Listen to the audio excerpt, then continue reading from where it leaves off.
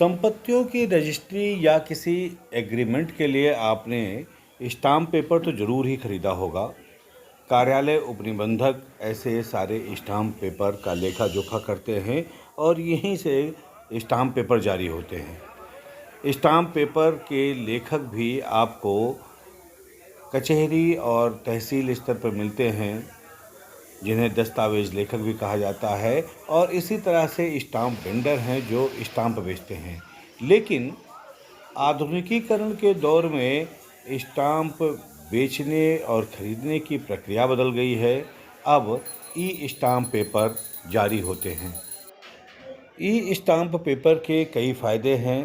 मसलन अब नकली स्टाम्प पेपर मिलने की गुंजाइश ख़त्म हो चुकी है, लेकिन इसके कई सारे नुकसान भी हो रहे हैं जो अब लोग भुगत रहे हैं। स्टाम्प वेंडरिंग करने वाले लोगों का कहना है कि सरकार ने अपना राजस्व बढ़ाते हुए उनका कमीशन कम कर दिया है, इससे उनकी लागत बढ़ गई है।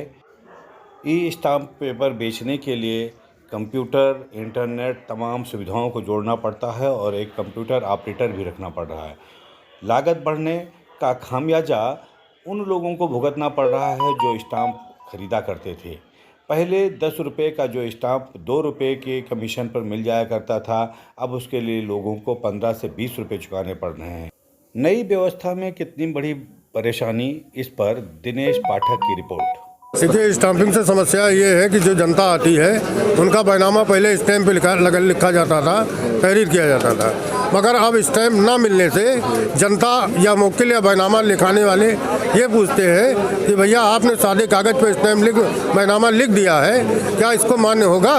तो हम लोग उनको समझाते हैं कि जो ई स्टैम्पिंग हम ले रहे हैं उसमें आपकी पूरी रकम लिखी हुई है और उस रकम का स्टाम्पिंग का नंबर हम आपके सादे कागज़ बैनामे में जो हमने तहरीर किया है उसमें उल्लेखित कर देते हैं, इसलिए आपका बैनामा पूर्ण माना जाता है। एक पन्ना जो है, चाहे 40,000 का हो, चाहे 50,000 का हो, चाहे 2.5 लाख का हो, 2.5 लाख का एक पन्ना स्टैम्पिंग लेकर और हम लोग बॉन्ड पेपर पर बैनामा तहरीर कर रहे हैं।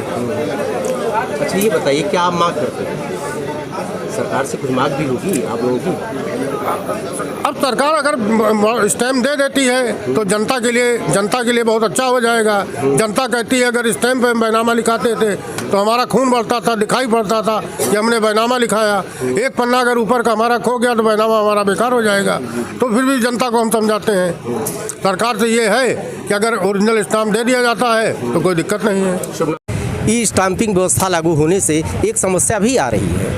कुछ इसके सकारात्मक परिणाम भी हैं और कुछ इसके नकारात्मक भी हैं। यह मैं बीकापुर में बैठा हूँ, आप दस्तावेज लेखक हैं और जो समस्याएं आपके सामने आ रही हैं, आपके सामने क्या एक आम जनमानस के सामने आ रही हैं, आप बता रहे हैं क्या समस्या आ रही है मिश्रा जी? हम लोगों के सामने जो सबसे बड़ी समस्याएं आ रही हैं कि जो भी स्टाम्प वेंडरों को इसके पहले लाइसेंस जारी हुआ था, उन्हीं लोगों को ई स्टाम्पिंग का लाइसेंस मौजूदा में जारी किया गया है। उन लोगों को ऐसा कोई जो है लाइसेंस जारी करते समय प्रशिक्षण नहीं दिया गया है जिसमें इंग्लिश भाषा की उनको राइटिंग की या स्पीकिंग की इस तरीके का प्रशिक्षण ना होने से कभी कभी नाम वगैरह लिखने में गलती हो जाती है। जैसे मान लिया भरत और भगत, एक स्पेलिंग से आर की जगह अगर जी लिख उठा तो नाम चेंज हो जाता है और उसके संशोधन में 2 से 3 दिन का समय लगता है। इन परिस्थितियों में कभी कभी पक्षकार चले जाने के बाद दोबारा नहीं आते और ऐसे स्टाम्प वापसी में लगते हैं। तो ये भी समस्याएं देखी गई हैं। कई स्टाम्प इन परिस्थितियों में वापस भी हुए हैं जिससे राजस्व की हानि भी हुई है। तो इसलिए इन लोगों को पहली चीज़ तो प्रशिक्षण दिलवाना ज़रूरी होगा। और दूसरी चीज़ ये स्टाम्पिंग की जो सबसे बड़ी समस्या, स्टाम्प वेंडर भाई हम लोगों के संपर्क में रहते हैं, उनके बताने के अनुसार हम बताना चाहेंगे कि पहले इनको वर्ष में 1 अप्रैल से 31 मार्च तक के लिए एक रजिस्टर एडीएम साहब के कार्यालय से जारी होता था जिस पर ये लोग लेखा जोखा रखते थे। अब इनको ये स्टाम्प जारी करने के लिए सबसे पहले तो इनको सेटअप, लैपटॉप, प्रिंटर इत्यादि जो है सेटअप बनाने के लिए अपना लाखों रुपए के लगभग इनकी कास्टिंग आती है, तब ये बेचारे स्टाम्प जारी कर सकते हैं। इन लोगों का जो भी पहले से कमीशन मिलता था वो आधे से भी कम कर दिया गया है, उसको ज़्यादा से ज़्यादा स्टॉक होल्डिंग कॉरपोरेशन की जो कंपनी है उनको दिया जाता है। इसलिए इन लोगों का व्यवसाय बड़े पैमाने पर भी प्रभावित है।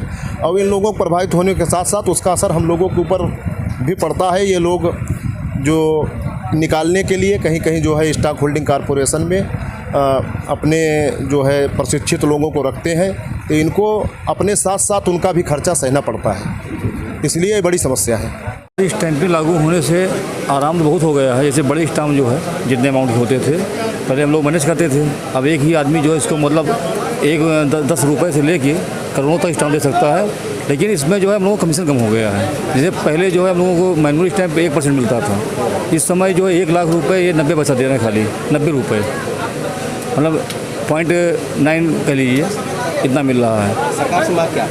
सरकार से जैसे उत्तराखंड सरकार जो है इस समय जो है 0.85% दे रही है वहाँ कमीशन, यहाँ पे हम लोग को 0.9% है, बहुत अंतर है। जैसे वहाँ पे 1 लाख के 850 रुपये कमीशन है, यहाँ पे 90 रुपये कमीशन है, ये बहुत बड़ा डिफरेंस है।